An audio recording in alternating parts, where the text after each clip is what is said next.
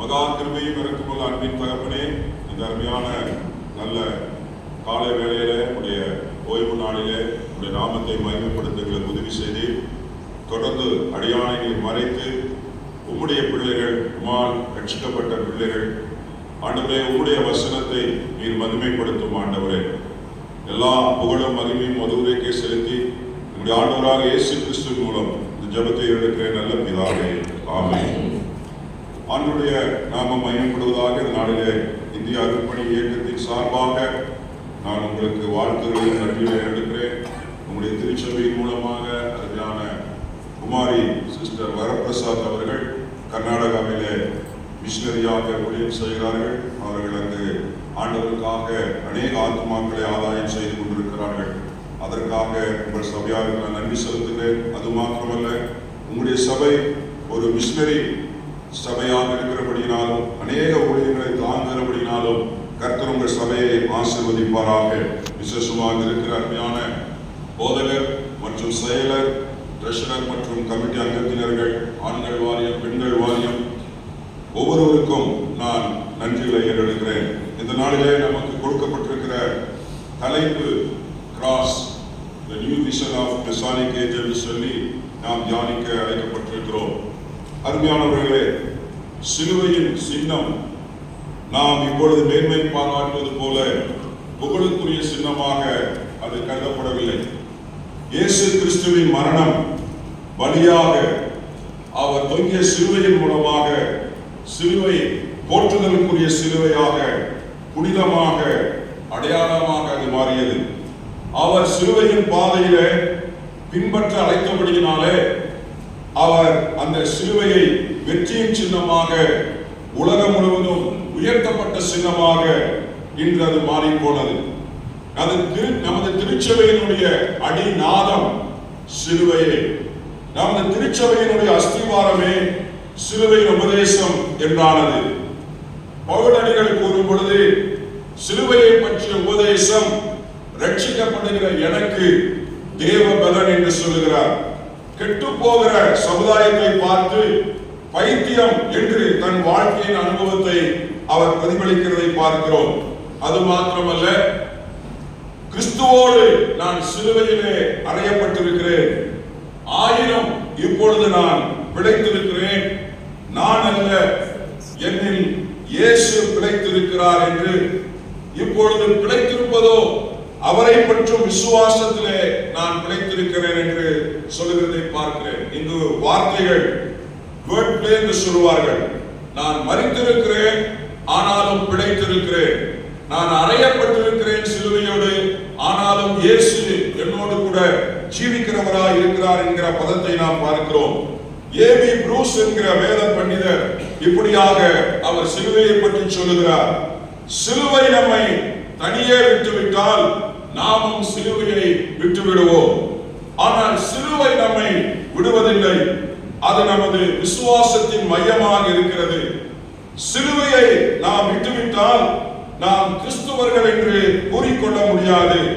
ஏனென்றால் நாம் இயேசுவையே விட்டு விடுவோம் என்கிறார் அருமையான பவுல் அடிகளார்.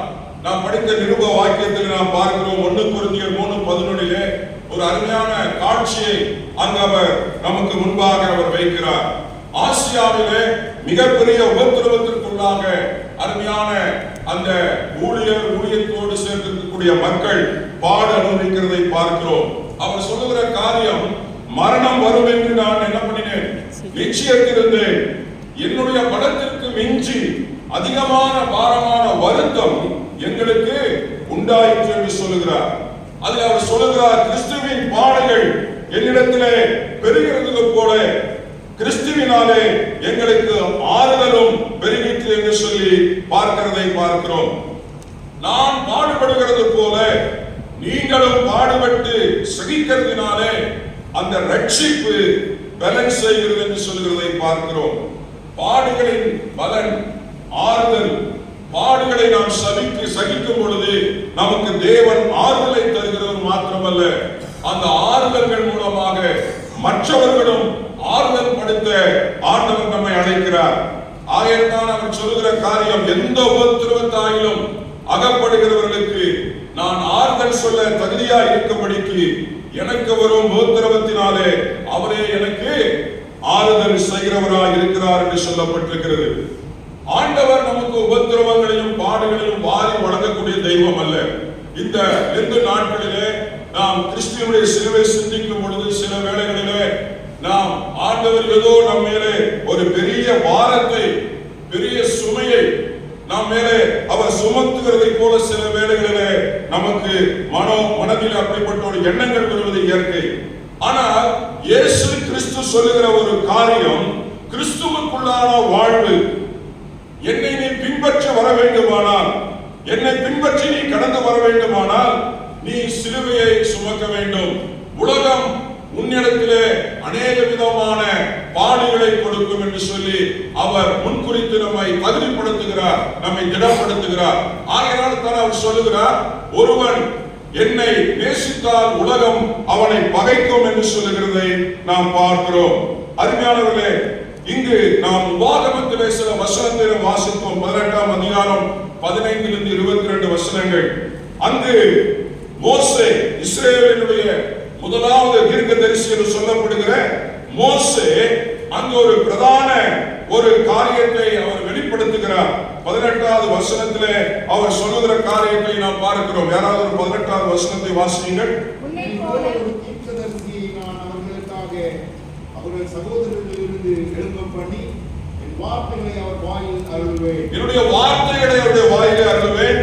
நான் அவருக்கு கற்பிப்பதையெல்லாம் அவர்களுக்கு சொல்லுவார், நான் அவருக்கு கற்பிப்பதையெல்லாம் அவர் அவர்களுக்கு சொல்லுவார் என்கிறதை பார்க்கிறோம். இங்கு ஆண்டவராகிய இயேசு கிறிஸ்துவை குறித்து, மேசியாவை குறித்து இலைமறைவு காய்மறையாக இங்கு மோசே தன்னுடைய ஃபேர்வெல் டிபார்ச்சர் டைம்ல அவர் இங்கு வெளிப்படுத்துகிறதை பார்க்கிறோம்.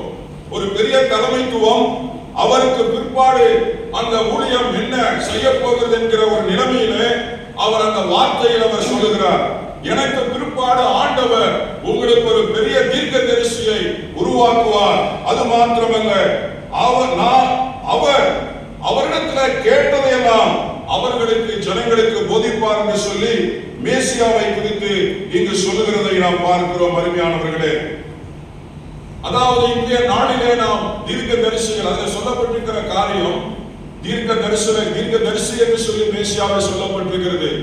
அதற்கு பிற்பாடு பார்த்தீர்கள் என்றால் கள்ள தீர்க்க தரிசனத்தை குறித்து சொல்லப்பட்டிருக்கிறது. புறஜாதிகளும் தீர்க்க தரிசனம் சொல்லுகிறதை குறித்தும் அங்கு சொல்லப்பட்டிருக்கிறது.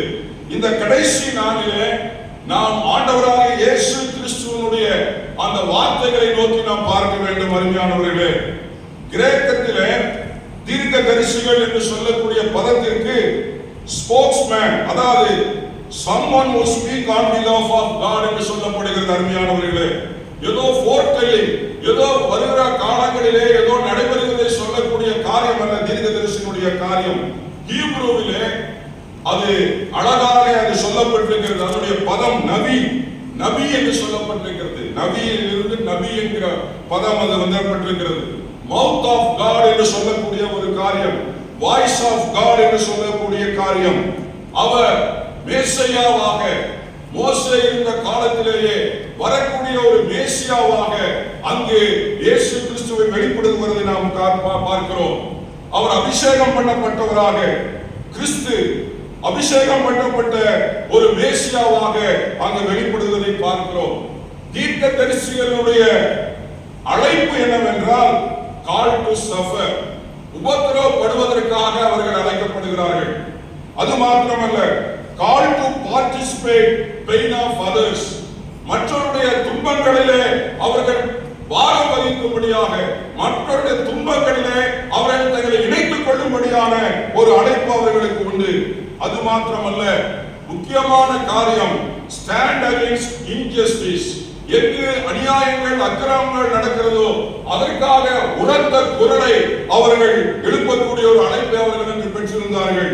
அது மாத்திரமல்ல, ஜஸ்டிஸ் ஃபார் அப்ரெஸ்ட் என்று சொல்லி ஒதுக்கப்பட்ட சமுதாயத்திற்காக, நலிவடைந்த சமுதாயத்திற்காக, அந்த ஒடுக்கப்பட்ட மக்களின் குரலாக அவர்கள் உதித்தார்கள். அருமையானவர்களே, அது மாத்திரமல்ல, தேவனுடைய கட்டளைகளை, தேவனிடத்தில் பெற்ற கட்டளைகளை மக்களுக்கு கற்றுக் கொடுக்கவும் ஆண்டவர் தேவைப்படும் பொழுது ஜனங்களை மனம் திரும்புவதற்கு ஏதுவாக நடத்தவும் விசேஷமாக இயேசுவினுடைய சிலுவையை சுமப்பதற்கும் சகிப்பதற்கும் அவர்களை அழைப்பாக தேவன் பயன்படுத்தினார். அருமையானவர்களே, அதில் ஆங்கிலத்தில் சொல்லுவார்கள் விக்டோரியஸ்லி என்று சொல்லி, அதாவது நீங்கள் செய்யாத குற்றத்திற்காக நீங்கள் பாடு அனுபவித்ததற்காக அவர்கள் அழைக்கப்பட்டார்கள். பிறர் பொருட்டு பிறருக்காக பாடு அனுபவிக்கக்கூடிய ஒரு அழைப்பை அவர்கள் பெற்றிருக்கிறதை வேதம் சொல்லுகிறது. நீங்கள் பழைய ஏற்பாட்டிலிருந்து புதிய ஏற்பாட்டு வரை நீங்கள் பார்த்தீர்கள் என்றால் எல்லா தீர்க்கதரிசிகளும் பாடுகளுக்குள்ளாக கடந்து போனார்கள். தங்களுடைய சொந்த காரியங்களுக்காக அல்ல, சொந்த காரியத்தின் நிமித்தமாக அல்ல, ஜனங்களுக்காக, ஜனங்களுடைய காரியங்களுக்காக, நீதிக்காக, நியாயத்துக்காக, ஒடுக்கப்பட்ட மக்களுக்காக, விடுவிக்கக்கூடிய மக்களுக்காக அவர்கள் குரல் எழுப்பினபடினாலே அவர்கள் அநேக பாடுகளை அவர்கள் அனுபவித்தார்கள். ஏசாயா 53 வாசிக்கிறோம், ஆங்கிலத்தை சஃபரிங் சர்வன்ட் என்று சொல்லி. மேசியா விரும்பப்படத்தக்க ரூபம் அவருக்கு இல்லாதிருந்தது என்று சொல்லி பார்க்கிறோம். நாம் அவரை கண்டவுடைய முகத்தை கண்டு நாம் திருப்பிக் கொண்டோம் என்று பார்க்கிறோம். அக்கிரமக்காரரில் ஒருவராக அவர் எண்ணப்பட்டார் என்று சொல்லப்பட்டிருக்கிறது. அவர் தன்னுடைய ஆத்மாவை மரணத்தில் ஒன்று ஜெபித்ததினாலே அவர் அநேகரை நீதிமான்களாக மாற்றினார் என்று சொல்லப்பட்டிருக்கிறது. துன்மார்க்கரோடு அவருடைய பிரேத குழியை நியமித்தார்கள். ஆனால் அவர் எழுப்பும் பொழுதோ ஐஸ்வர்யனோடு அவர் எழுதி வந்தார் என்று சொல்லப்பட்டிருக்கிறது. நம்முடைய தெய்வம் ஆண்டவராக இயேசு கிறிஸ்து ஒரு சஃபரிங் சர்வன்டாக, பாடு அனுபவிக்கும் மேசியாவாக அவர் காணப்பட்டார். அதை ஜனங்களினாலே அதை ஏற்றுக்கொள்ள முடியவில்லை. அவருடைய சீஷர்களும் அவரை தவறாக புரிந்து கொண்டார்கள். அவர் ராஜ்யம் வித்தியாசமாக இருக்கும், அவருடைய ராஜ்யம் மிகவும் அவர் நம்மை காப்பாற்றுவார், பாடுகள் இல்லாத ஒரு பரம வாழ்க்கை அவர் கொடுப்பார் என்கிற ஒரு எதிர்பார்ப்பு அவர்களுக்கு இருந்தது. அருமையானவர்களே, இயேசுவின் அடியார்களை நாம் எடுத்துக்கொள்வோமானால் கிரகாம் ஸ்டேக்ஸ் அவர் தீர்க்கதரிசி. அவர்கள் ஒடுக்கப்பட்ட தாழ்த்தப்பட்ட மலைவாழ் மக்கள் மத்தியில அநேக விதமான சமுதாய பணியை செய்து தேவனுடைய அன்பை வெளிப்படுத்தினபடினாலே, தேவனுடைய கட்டளைகளை ஜனங்கள் கைக்கொள்ளும்படியாக அவருக்கு போதித்தபடினாலே அவர் உயிரோடு அவர் பிள்ளைகளோடு எரித்துக் கொள்ளப்பட்டதை நாம் பார்க்கிறோம். அருமையானவர்களே, அது மாத்திரமல்ல, ஸ்டேட் சாமி என்கூடிய ஒரு அருமையான கேத்தலிக் சேர்ந்த அருமையான ஒரு பிரிஸ்ட், அவர் மலைவாழ் மக்களுக்காக அவர் குரல் கொடுத்தபடியினாலே அவரை அநேக வருடங்கள் சிறைச்சாலையில் அவர்கள் அனுமதித்தார்கள். பார்க்கின்சன் நோயால் பாதிக்கப்பட்டவர் பழங்குடியின மக்களுக்காக அவர் குரல் கொடுத்தார். ஐநா சபையினுடைய உயர் ஆணையர் மைக்கேல் பாச்லேட் என்பவர் 3 ஆண்டுகளாக இந்தியாவினுடைய அதிகாரத்தில் இருக்கிற மக்களுக்கு அவர் கடிதத்தின் மூலமாகவும் அவர் கேட்டுக்கொண்டார், அவரை விடுவிக்க வேண்டும் என்று சொல்லி. ஆனால் அரசாங்கம் அவரை விடுவிக்க மறுத்தது. கடைசியில் அவர் சிறைச்சாலையில் இறந்து போனார். அடித்தட்ட மக்களினுடைய நியாயத்திற்காக போராடப்பட்டவர். அருமையானவர்களே, இவர்களே தீர்க்க தரிசிகள் என்று சொல்லக்கூடும். இன்றைக்கு இருக்கிற தீர்க்க தரிசிகளை நீங்கள் ஒப்பிட்டு பார்த்துக் கொள்ளுங்கள். ஏனென்றால் நான் ஏதாவது சொல்வேன் என்றால் என்னை நீங்கள் தவறாக நினைத்துக் கொள்வீர்கள். நாம் யாரையும் குறை சொல்வதற்கு அழைக்கப்படவில்லை. ஆனால் நாம் ஆவிகளை நாம் விருத்து பார்ப்பதற்கு ஆண்டவர் நமக்கு இந்த உபாகமத்திலே நமக்கு எச்சரிக்கையை கொடுக்கிறார். தீர்க்க தரிசி என்பவர் ஆண்டவருடைய வழிகளை சொல்லக்கூடிய ஒரு மனிதர். தீர்க்க தரிசி என்பவன் ஆண்டவருடைய எச்சரிப்பை மற்றவர்களுக்கு சொல்லக்கூடிய மனிதன்.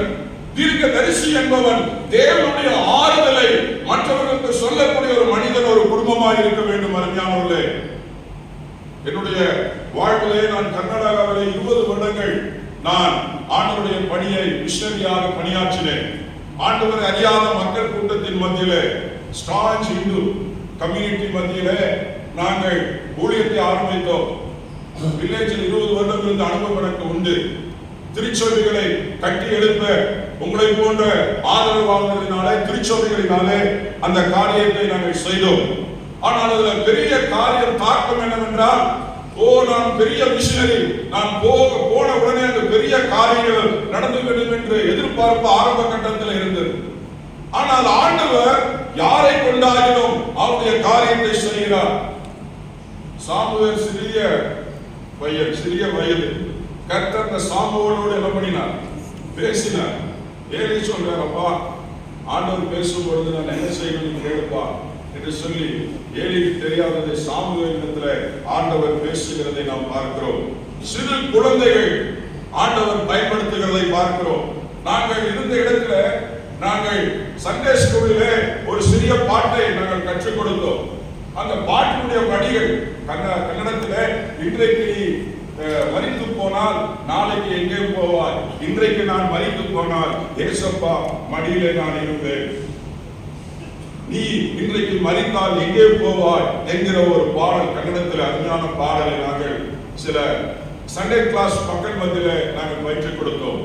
இந்த பாடல் என்னென்ன செய்ய போகிறது என்று சொல்லி. ஆனால் அந்த சிறு பிள்ளைகள் கூட்டமாக அவருடைய வீடுகளுக்கு, புறஜாதி பிள்ளைகள் வீடுகளுக்கு போகும் பொழுது இந்த பாட்டை பாட ஆரம்பித்தார்கள். அங்கு வயது முதிர்ந்த ஒரு பாட்டி இந்த பாடலை கேட்டார். வா வா, என்ன பாட்டு பாடுற நீ? அந்த சின்ன குழந்தை 7வது படிக்கிற பொண்ணு, அவ்வளவுதான். அந்த பொண்ணு சொல்லிச்சு, பாட்டி அது கொள்ளு பேரு. அந்த அம்மா அந்த பொண்ணு சொல்லிச்சா, பாட்டி இன்னைக்கு நீ செத்து போன எங்க போகணும்னு தெரியுமா?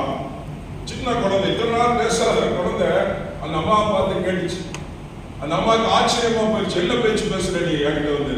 அப்ப அது சொல்லிச்சா, இல்ல பாட்டிமா, இன்னைக்கு நான் செத்து போனா ஏசப்பா மடியில இருப்ப, நீ எங்க இருப்ப? இந்த பாட்டு அந்த அம்மாட்ட பாடிச்சு.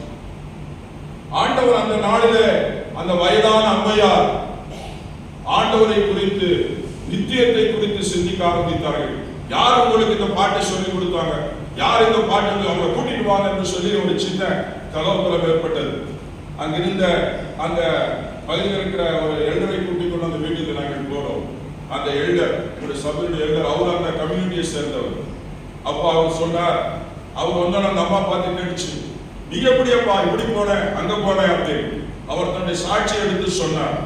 அப்பொழுது அந்த அம்மா சிந்தித்தார்கள்.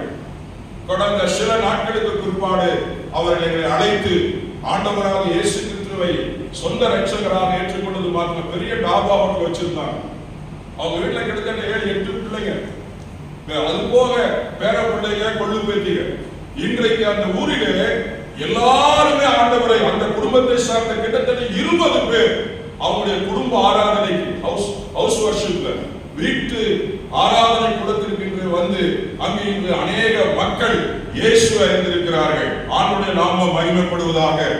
ஆண்டவர் யாரை கொண்டாகிலும் அவருடைய காரியத்தை வெளிப்படுத்த சித்தமாய் இருக்கிறார். அருமையானவர்களே, பேசுகிற என்னுடைய வாழ்விலே கூட நான் இயேசுவை என்னுடைய 22 வயது வரையிலும் அறியாதவனாய் இருந்தேன். பாரம்பரிய இந்து குடும்பத்திலே, புராதன குடும்பத்திலே பிறந்தவன்.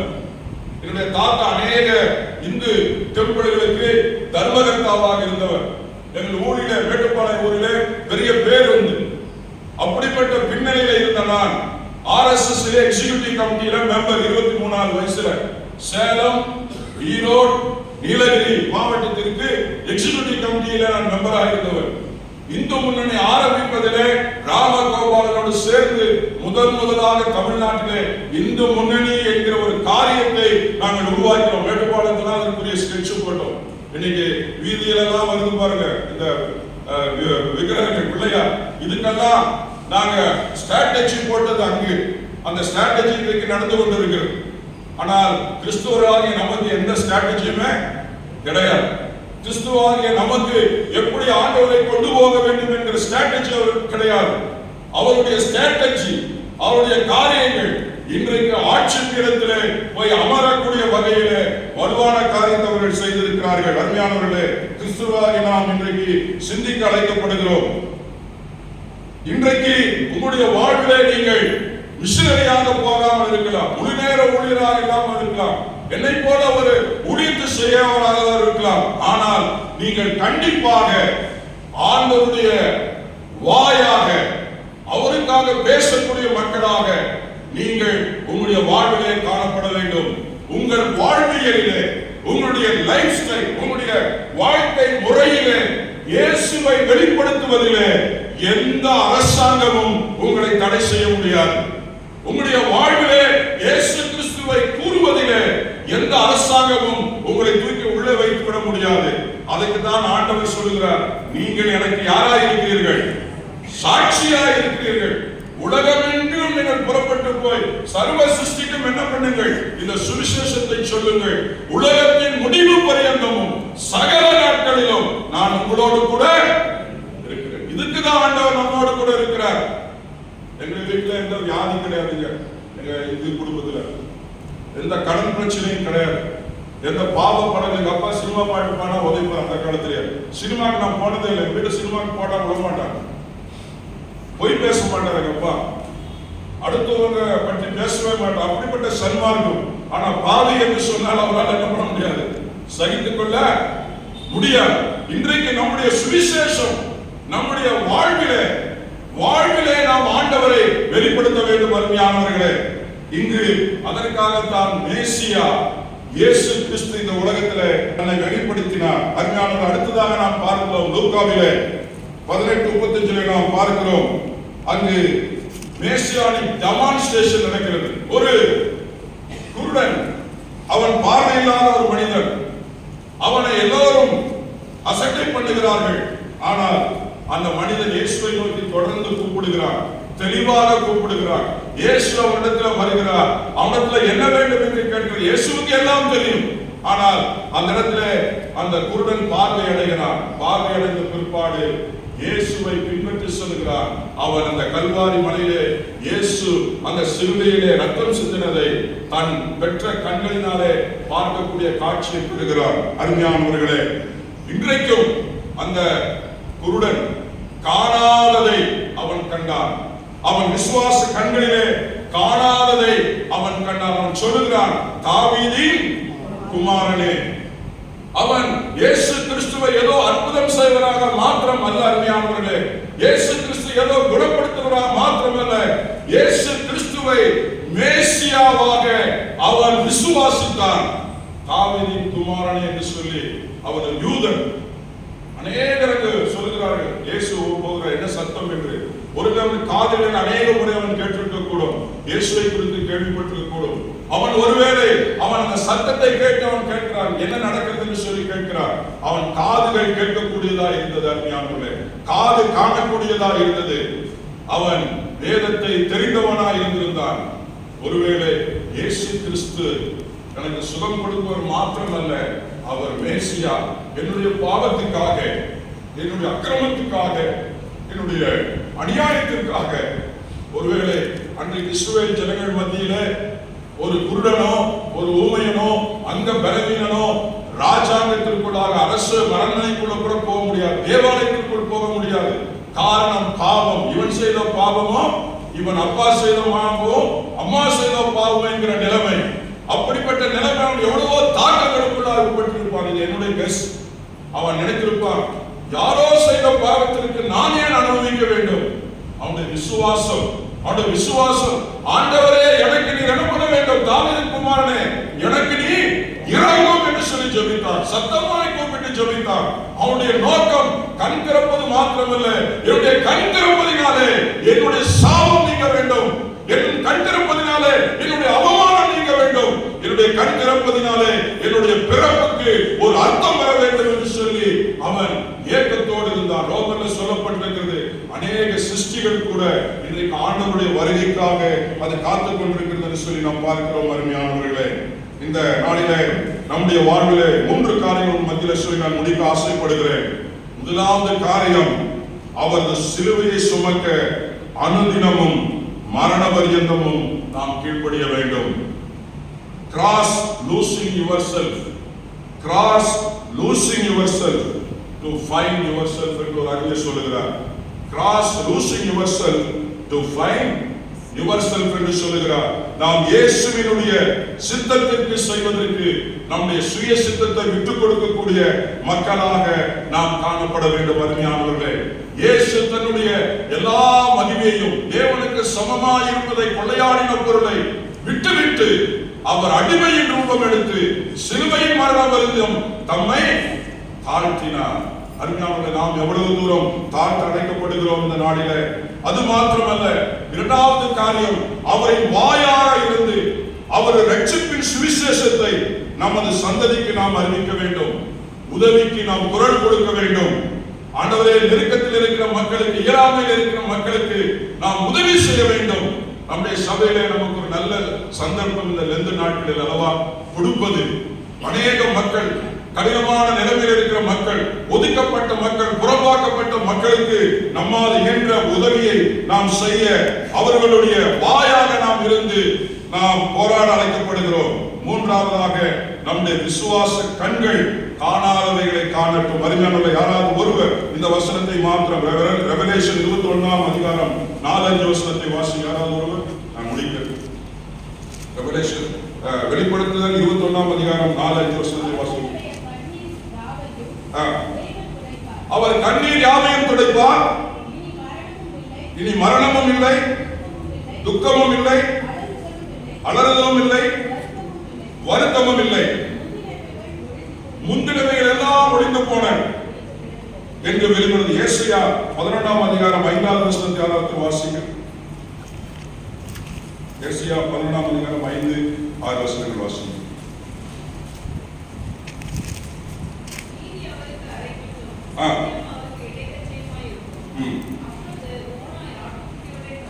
ஓனாய் ஆட்டுக்குட்டியோட தங்கும்,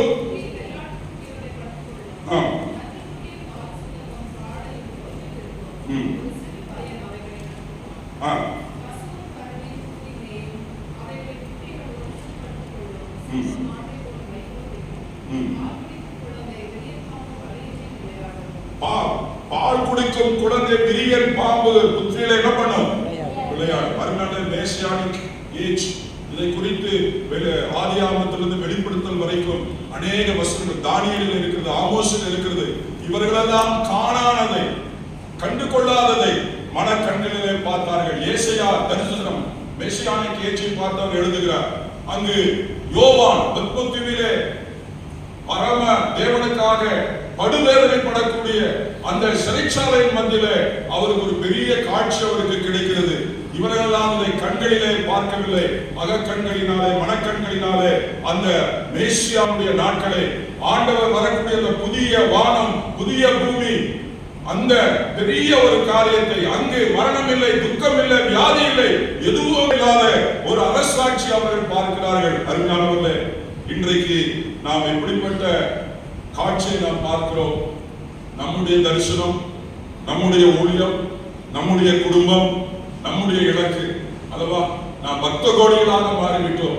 இன்றைக்கு ஊழியக்காரர்கள் என்னுடைய தேவடத்தில் அடிக்கடி சொல்வார், தம்பி, நீ ஊழியக்காரனை யாரையும் பக்த கோடியா பண்ணிடக்கூடாது, நீ இருக்கிற இடம் தெரியக்கூடாது, நீ ஊழிய செய்யற காரியம் தெரியக்கூடாது, எல்லாமே தேவனுக்கு மகிமையாக நீ என்ன பண்ண வேண்டும்? செய்ய வேண்டும். இன்றைக்கு இப்படிப்பட்ட தரிசனம் நமக்கு இருக்க வேண்டும். நாம் எப்படிப்பட்ட ஆண்டவரை ஆராதிக்கிறோம், அந்த ஆண்டவர் நமக்கு எப்படிப்பட்ட பிரதிபலனை கொடுக்கிறார், அந்த ஆண்டவர் வருகிற நாட்களிலே அவருடைய அரசாட்சியிலே நாம் எப்படிப்பட்டவர்களாக இருக்கிறோம் அல்லவா? அதுதானே மெசியானிக் ஏஜ். அந்த நாளுக்காக இந்த சிருஷ்டியெல்லாம் ஏங்கி தவித்துக் கொண்டிருக்கிறது. ஆனால் இன்றைக்கும் நாம் உலகத்தை சார்ந்த காரியங்களுக்காக, உலகத்தின் தேவைகளுக்காக, சாதாரண நோய், சாதாரண கடன் பிரச்சனை, சாதாரண காரியங்களுக்காக இயேசுவை தேடக்கூடிய கூட்டமாக இன்றைக்கு மாற்றிவிட்டோம். அருமையானவர்களே, ஆனால் திருச்சபை மக்களே, நீங்கள் ஒரு சரியான திருச்சபையில் இருக்கிறீர்கள் என்று நான் நம்புகிறேன். உங்களுடைய வாழ்விலே இந்த 3 காரியங்களை நீங்கள் உங்களுடைய வாழ்வை செயல்படுத்துங்கள். நீங்கள் ஆண்டவருக்கு ஒரு தீர்க்கதரிசியாக, ஆண்டவருக்கு மற்றவர்களுக்கு வழிகாட்டக்கூடிய ஒரு கலங்கர விளக்கமாக, ஆண்டவருடைய அந்த அரசாட்சியை அநேகரை சேர்க்கக்கூடிய மக்களாக உங்களை ஆண்டவர் பயன்படுத்துவார். நாம் கண்களை மூடி ஆண்டவரை நோக்கி பார்த்து நாம் ஜெபம் பண்ணுவோம். மகா கிருபையும் இரக்கமுள்ள அன்பின் தகப்பனே, இந்த அருமையான ஆண்டவரே நாளுக்காக நாங்கள் உங்களை துதிக்கிறோம். ஆம் ஆண்டவரே, cross the new vision of messianic age என்று சொல்லி நாங்கள் பார்க்கிறோம். ஆண்டவரே, நீர் இந்த உலகத்திலே உங்களுடைய சிலுவையின் மூலமாக எங்களுக்கு ஒரு பெரிய மீட்பை கொடுத்தீர். உம்மை பின்பற்றக்கூடிய அடியார்களாக எங்களுக்கு இந்த உலகத்திலே பாடுகள் உண்டு என்று சொல்லி எங்களை உணர்வுள்ளவர்களாக்கி உம்மை பின்பற்ற அழைத்திருக்கிறேன். நாங்கள் ஆண்டவரே உமக்கு பயனுள்ள மக்களாக, உம்முடைய வாயாக உமக்கு ஒரு ஸ்போக்ஸ் பர்சனாக இருந்து நாங்கள் வாழுகிற இடங்களிலே, நாங்கள் வாழுகிற பகுதிகளிலே, எங்கள் குடும்பங்களுக்கு, அடுத்த சந்ததிகளுக்கு இந்த மேசியாவை கொண்டு செல்லக்கூடிய மக்களாக, இயேசுவை சொல்லக்கூடிய மக்களாக, அடுத்த தலைமுறைக்கு நாங்கள் ஆண்டவரை இயேசுவை அறிவிக்கக்கூடிய மக்களாக எங்களை நீர் பயன்படுத்தும் ஆசீர்வதியும் ஆண்டவரே. எல்லா துதியும் உமக்கு செலுத்தி எங்கள் மீட்பரும் இரட்சகரும் ஆண்டவருமாகிய இயேசு கிறிஸ்துவின் மூலம் இந்த ஜெபத்தை ஏறெடுக்கிற நல்ல பிதாவே, ஆமென்.